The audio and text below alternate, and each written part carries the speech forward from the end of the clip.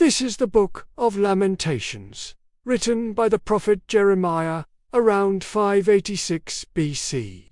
After Jerusalem fell to Babylon, a city once crowned in glory, now crowned in dust.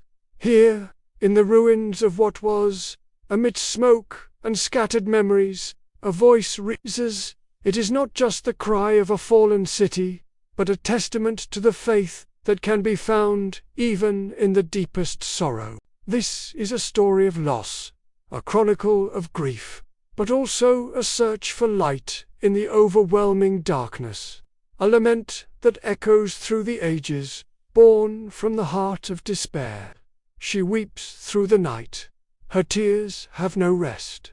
The city that was once full of people now sits desolate, like a widow in mourning. Her beauty is lost, her lovers have fled, the roads to Zion are empty. No one comes to her festivals anymore.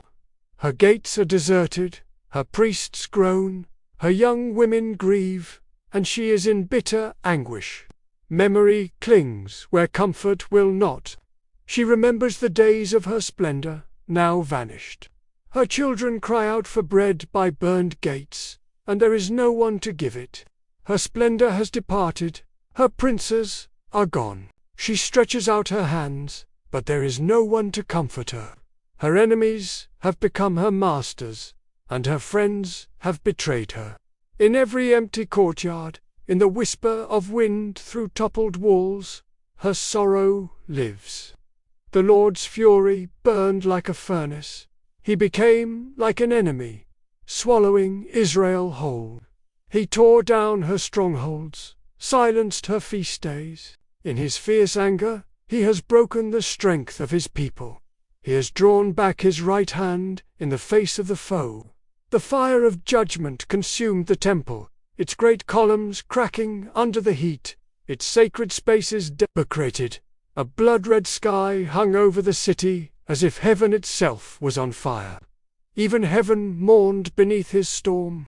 The prophets see no vision from the Lord. The law is no more. The Lord has done what he planned. He has fulfilled his word. He has shown no pity. The smoke that rises is a sign of his silence, a heavy shroud over a land now defined by his wrath. My soul sinks within me, dragged down into the dust.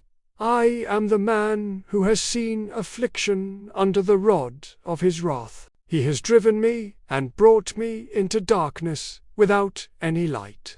He has besieged me and surrounded me with bitterness and hardship. My soul is bereft of peace. I have forgotten what happiness is.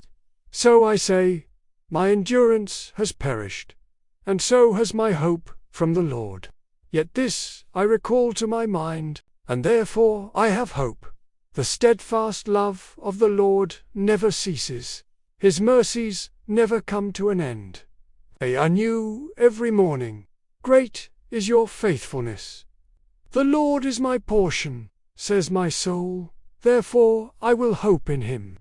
A single candle flickers, a tiny point of faith against the gloom. As rain begins to fall, it is not just water on stone, but the sound of mercy being reborn.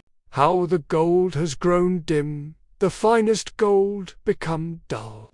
The sacred stones are scattered at every street corner. Once they were pure as snow, brighter than milk. Now they are black with hunger, their skin shriveled on their bones. They are unrecognizable in the streets. Children, once cherished, now search through rubble for a crust of bread. The elders, who once sat in places of honor, now bow their heads in the dust. Princes, who wore scarlet, now walk barefoot among the ashes. The crown has fallen from our head, pride laid low, glory turned to shame. Yet, in the silent streets, a slow breeze moves, a quiet whisper that suggests the Spirit of God has not abandoned this place entirely. Though the gold is dimmed, grace remembers. Remember, O Lord, what has come upon us. Look, and see our disgrace. Our inheritance has been turned over to strangers, our homes to foreigners. We have become orphans and fatherless. Our mothers are like widows. Why do you always forget us? Why do you forsake us for so long? Restore us to yourself, O Lord, that we may be restored. Renew our days as of old. For though you seem far, your compassion still breathes in the ruins. We are the clay, and you are the potter. We are all the work of your hand. Let your anger turn away. In the shadow of a cracked stone, a tiny olive sprout pushes toward the sooner promise of renewal. The dawn light floods the valley, a symbol of hope that cannot be extinguished. Out of silence, prayer is born. A single tear lands on parchment, not as a mark of despair, but of a story that continues. Out of ashes, faith returns. Light spreads across the broken walls, not erasing the scars, but illuminating them with a new kind of beauty. From the cry of the ruined dawn arises. The lament has not ended, but it has transformed.